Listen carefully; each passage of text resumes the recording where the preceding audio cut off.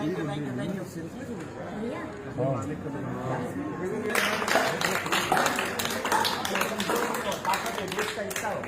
है,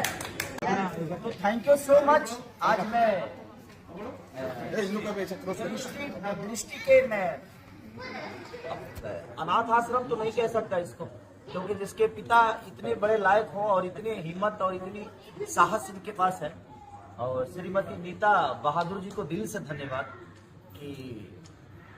हम चाहे दुनिया में कुछ भी हो जाए, बट मुझे लगता है कि आपके पास इमोशन नहीं है और आपके पास प्यार नहीं है, तो आपके जीवन का कुछ दौलत पैसे नहीं, दौलत ये सब बच्चे हैं। लोग एक बच्चे पैदा करने के लिए करोड़ों रुपया खर्चा कर लेते हैं, लेकिन जिनके पिता आज करोड़ों बच्चों को अपना शरण और अपना प्यार आशीर्वाद दे रहे हैं, तो मुझे नहीं लगता, बहुत कम ऐसी दुनिया में लोग हैं